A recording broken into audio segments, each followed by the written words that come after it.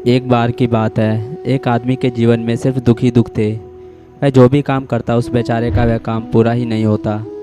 घर में आता तो घर में कलेश बना रहता। किसी से कोई मदद मांगता तो कोई उसकी मदद नहीं करता। ऐसा लगता था कि चारों तरफ से उसके ऊपर दुखों का पहाड़ टूटा पड़ा है। उसे समझ नहीं आ रहा था कि मैं इन दुखों से कैसे पार कर पाऊँ।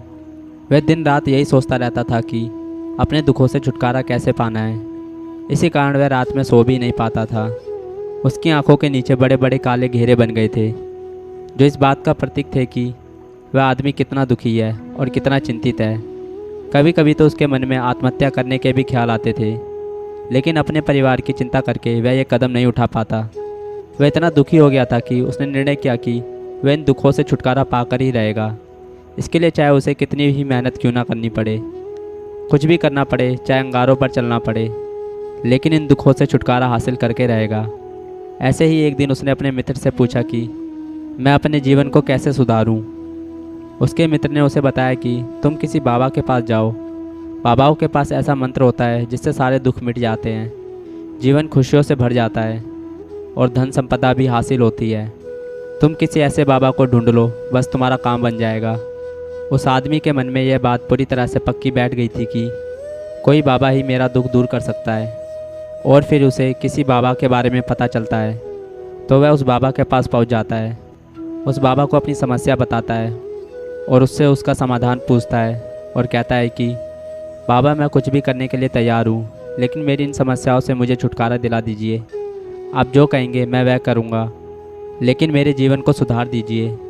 बाबा उसे करने के लिए कुछ टोने टोटके बताते हैं और बदले में दान दक्षिणा ले लेते हैं कि यह टोना टोटका करने के बाद तुम्हारे घर में सुख शांति बनी रहेगी। बस इस टोटके को पूरी विधि के साथ करना। वह आदमी घर लौटकर पूरी विधि के साथ टोने टोटके करने लगा, लेकिन बहुत टोने टोटके करने के बाद भी उसके जीवन में कुछ बदलाव नहीं आया। इसके विपरीत उसका जीवन और ज़्यादा दुखी हो गया। जो भी बाबा उसे टोने टोटका देता था वह बदले में उससे दान दक्षिणा लेता था, जिससे उसका धन भी धीरे धीरे ख़त्म हो रहा था। इससे उसके जीवन में दुख और ज़्यादा बढ़ गया। तब उसे लगा कि बाबाओं के पास जाने से तो मेरे जीवन में दुख कम होने की वजह बढ़ते ही जा रहे हैं, तो मुझे क्या करना चाहिए, बाबाओं के पास जाऊं या ना जाऊं। फिर एक दिन एक आदमी ने उसे बताया कि तुम अपने घर में किसी पंडित को बुलाकर हवन करवा लो। हवन होगा, घर शुद्ध हो जाएगा। कोई भी बुरी ऊर्जा होगी घर में तो वह घर से बाहर चली जाएगी। किसी पंडित को बुलाकर पूरे विधि विधान उसे मंत्र उच्चारण करवाओ, हवन कराओ, जिससे घर में सुख शांति आए। उस आदमी के मन में यह बात बैठ गई और उसने एक पंडित को अपने घर पर बुलाकर हवन करवा दिया। हवन अच्छी तरह से संपन्न हुआ। बदले में पंडित ने भी अच्छी दान दक्षिणा ली और उसके बाद वह वहाँ से विदा हो गया। लेकिन कुछ दिनों के बाद उस आदमी को महसूस हुआ कि उसके जीवन में अभी भी कोई बदलाव नहीं आया है। अब वह आदमी पूरी तरह से दुखी हो गया और ज़्यादा परेशान हो गया। अब तो उसे लगने लगा था कि मेरे जीवन से दुख कभी ख़त्म नहीं होंगे, और यही सोचकर उस आदमी का बुरा हाल हो गया था। फिर एक दिन उसे अपने मित्र से एक ऐसे बुद्धा के बारे में पता चला जो समाधान बताने के लिए कोई दान दक्षिणा नहीं लेते। उस आदमी को लगा कि यह दूसरे बाबाओं की तरह नहीं हो सकता, क्योंकि यह तो दान दक्षिणा लेते ही नहीं, और अगर दान दक्षिणा नहीं लेता तो यह सच में कोई सिद्ध बाबा होगा। और यही सोचकर वह बुद्ध के पास पहुंच जाता है। जब वह आदमी वहां पर पहुंचता है तो बुद्ध ध्यान में बैठे हुए थे। यह देखकर वह आदमी वहीं पर चुपचाप बैठकर ध्यान से बाहर आने का इंतजार करने लगा। थोड़ी देर बाद बुद्धा ने आँख खोली तो सामने एक दुखी और परेशान युवक को बैठे देखा। उसकी आंखों के नीचे काले घेरे देखकर ही समझ गए कि यह आदमी अपने जीवन से कितना परेशान है। उसे संबोधित करते हुए बाबा ने पूछा कि बच्चा, क्या चाहते हो, बुद्ध के पास क्या लेने आए हो। उस आदमी ने कहा कि बाबा, मैं अपने जीवन से बहुत परेशान हूँ। मैंने इन दुखों को दूर करने के लिए बहुत सारे रास्ते अपनाए, हर वह तरकीब करके देखी जो किसी बाबा ने मुझे बताई, हर वह काम किया जो कोई भी इंसान ने मुझे करने को कहा, लेकिन मेरे जीवन में दुखों की कोई कमी नहीं आई। बाबा, इसके विपरीत मेरे जीवन में दुखों की बढ़ोतरी हो गई। मुझे समझ नहीं आ रहा कि मैं क्या करूं। कभी कभी तो मैं आत्महत्या करने की सोचता हूं, लेकिन मैं अपने परिवार की सोचकर यह कदम नहीं उठाता हूं। मैंने आपके बारे में बहुत सुना है बाबा, और मैं बहुत उम्मीद के साथ आपके पास आया हूं। कृपया करके मुझे कोई ऐसा मार्ग बताएं जिससे मुझे अपने दुखों से छुटकारा मिल जाए। मैं अपने दुखों से छुटकारा पाने के लिए कुछ भी करने को तैयार हूँ। आप मुझे कोई भी रास्ता बताएं, चाहे वह रास्ता कितना ही कठिन क्यों ना हो, मैं उसको पार करके रहूँगा। बाबा ने महसूस किया कि आदमी तो सच में बहुत परेशान है। बाबा ने उस आदमी की बात सुनकर कहा कि बच्चा, दुखों को दूर करने के लिए मंत्र ऐसे नहीं मिलते। मंत्र पाने के लिए कुछ करना पड़ता है। तुम कुछ कर सकते हो। यह सुनकर पहले तो उस आदमी ने सोचा कि यह बाबा भी मुझसे दान दक्षिणा मांगेंगे, लेकिन और कोई रास्ता न पाकर उस आदमी ने कहा, बाबा, आपको जितना भी दान दक्षिणा चाहिए मैं देने के लिए तैयार हूँ, लेकिन आपका मंत्र सच्चा होना चाहिए, वह पूरा होना चाहिए, उसका फल मुझे मिलना चाहिए। उसके बाद में आपको जो भी दान दक्षिणा लेना चाहते हो मैं आपको दे दूँगा। बाबा ने कहा, दान दक्षिणा तो बहुत छोटी चीज़ है, मुझे वह नहीं चाहिए। इस पर वह आदमी सोच विचार करके बोला, तो बाबा, मैं अंगारों पर भी चलने को तैयार हूँ, आप मुझे बस आज्ञा दीजिए। बाबा ने कहा, अंगारों पर चलने वाली छोटी चीज़ मैं तुमसे नहीं करवाने वाला। मैं जो तुमसे करवाने वाला हूँ वह बहुत कठिन मंत्र है, उसे पूरा कर पाओगे? बाबा, आप मुझे बताइए तो सही, मुझे क्या करना होगा? मैं कुछ भी करने के लिए तैयार हूँ। इस पर बुद्ध ने उससे कहा कि यहाँ से जब तुम अपने घर जाओ तो रास्ते में अपने मन में यह दोहराते हुए जाना कि मैं सुखी हूँ, मैं सुखी हूँ, मैं सुखी हूँ। बार बार अपने मन में यही दोहराना, और याद रहे जुबान पर यह नहीं आना चाहिए, यह सिर्फ मन में दोहराना है। यह सुनकर वह आदमी बोला, बाबा, बस इतनी सी बात? यह तो मैं चुटकी में बजाते कर लूँगा, लेकिन इससे होगा क्या? बाबा बोले, इस मंत्र को करके तो देखो। वैसे भी तुमने इतने बाबाओं के मंत्र किए हैं, तो इस मंत्र को भी करके देख लो। उस आदमी ने सोचा कि बाबा कुछ दान दक्षिणा तो ले नहीं रहे हैं, और छोटा सा मंत्र है, इसे तो मैं कर ही लूँगा। वो बोला, ठीक है बाबा, मैं ये मंत्र ज़रूर करूँगा। और वह आदमी यह कहकर वहाँ से चलने लगा।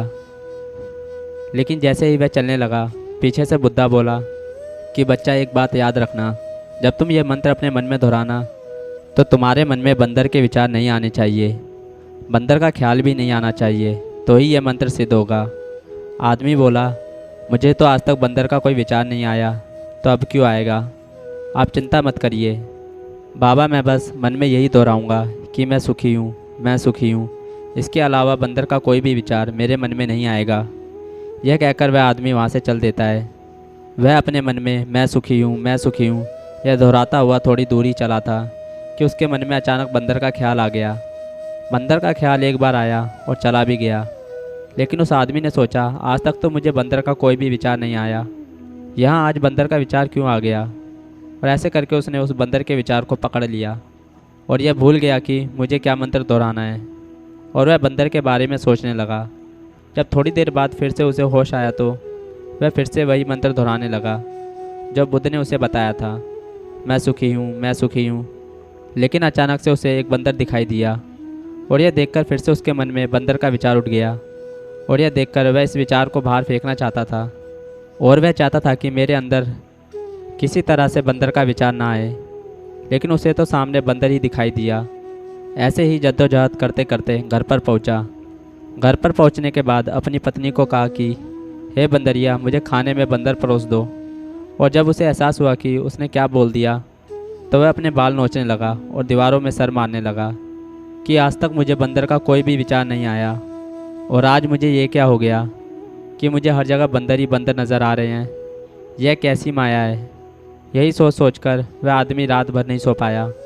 रात भर करवट बदलते रहा और सुबह उठकर सीधे उसी बुद्ध के पास पहुंच गया और उसके चरणों में गिरकर कहा कि बाबा, पता नहीं क्या चमत्कार हो रहा है, आज तक मुझे बंदर का कोई विचार नहीं आया, लेकिन कल से जब से आपने मुझे कहा कि बंदर का कोई विचार नहीं आना चाहिए, तब से मुझे हर जगह बंदर ही बंदर नज़र आ रहे हैं। उस आदमी ने कहा कि बाबा, मुझे तो आपके पीछे पेड़ पर बैठा बंदर केले खाते हुए दिखाई दे रहा है, यह हो क्या रहा है?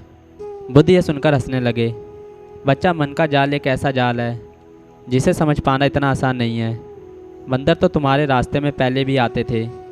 जब तुम मेरे पास आए थे तो इन्हीं पेड़ों पर यह बंदर घूम रहे थे, लेकिन तब तुम्हारे ध्यान में यह बंदर नहीं था, तब तुम्हारे ध्यान में सिर्फ दुख थे। इसके बाद बुद्ध ने उसे बताया कि बच्चा, हम जिस चीज़ से भी दूर भागना चाहते हैं वही चीज़ हमारे मन में बहुत गहरे में प्रविष्ट हो जाती है और हमारे अंतर मन में समा जाती है। असल में हम जिस चीज़ से छुटकारा पाना चाहते हैं उससे छुटकारा इसलिए पाना चाहते हैं कि वह हमारे साथ बहुत गहराई से जुड़ी हुई है, और हम जितना भी उससे छुटकारा पाना चाहते हैं वह उतनी ही गहराई से हमारे मन में बैठती चली जाती है और आखिरकार हमारे मन में छा जाती है। ऊपर से तो हम चाहते हैं सुखी होना कि मैं सुखी हूँ, सुखी हूँ, हमारे होठ भी यही बोलते रहते हैं, लेकिन हमारे मन में दुख समाये होते हैं हमारे विचारों में, हमारे मन में दुख ही दुख दिखाई देते हैं।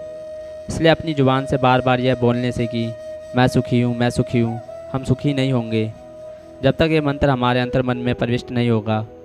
इस पर उस आदमी ने पूछा कि बाबा, लेकिन यह मंत्र हमारे अंतर मन में प्रविष्ट कैसे होगा? यह सुनकर बुद्ध ने कहा कि बच्चा, अपने दुखों से लड़ना बंद कर दो। जब तक तुम अपने दुखों को दूर करने की सोचते रहोगे, तब तक वह दुख तुमसे चिपके रहेंगे। तब तक वह दुख तुम्हारे अंतर मन पर अपना राज बनाए बैठे रहेंगे। और जिस दिन तुम उन दुखों के बारे में सोचना ही छोड़ दोगे, उन दुखों से छुटकारा ही नहीं पाना चाहोगे, उसी दिन से तुम्हारी ज़िंदगी से दुख गायब हो जाएंगे। क्योंकि किसी भी चीज़ से छुटकारा पाने के लिए हमें उस चीज़ के बारे में सोचना पड़ता है। और हम जितना ही उस चीज़ के बारे में सोचते हैं, वह उतनी ही गहराई से हमारे मन में प्रविष्ट होती चली जाती है। हम अधिकतर समय दुखों के बारे में ही सोचते हैं। हम यही सोचते हैं कि हमारे जीवन में दुख है और हमें इससे छुटकारा पाना है। इसी वजह से बार बार सोचने से वह दुख हमारे अंतर मन में प्रविष्ट हो जाते हैं और हमें एहसास भी नहीं होता। इसलिए अगर तुम दुखों से छुटकारा पाना चाहते हो तो दुखों से छुटकारा पाने के बारे में सोचना छोड़ दो। तुम्हें दुखों से छुटकारा मिल जाएगा। अक्सर आदमी धूम्रपान छोड़ना चाहता है, शराब छोड़ना चाहता है, सुबह अपने आप से वादा करता है कि मैं कोई भी गलत काम नहीं करूँगा, लेकिन शाम को जब लौटता है तो नशे में चूर होकर लौटता है। ऐसा क्यों होता है? जो हम सोच रहे हैं वह पूरा कर नहीं पा रहे। असल में हम उस चीज़ को बहुत ज़्यादा तवज्जो दे रहे हैं, उस चीज़ को बहुत ज़्यादा अहमियत दे रहे हैं। जब भी हम उस चीज़ को छोड़ने के बारे में सोचते हैं तो हम उसकी इम्पोर्टेंस यानी कि विशेषता और ज़्यादा बढ़ा देते हैं। हमारा मन उस चीज़ के बारे में जितना ज़्यादा सोचेगा, शराब या धूम्रपान छोड़ने के बारे में जितना ज़्यादा सोचेंगे, हमारा मन उतना ही उस चीज़ के पीछे ज़्यादा भागेगा। हमें उस चीज़ से लड़ना नहीं है, बल्कि बिना सोचे गुजर जाना है।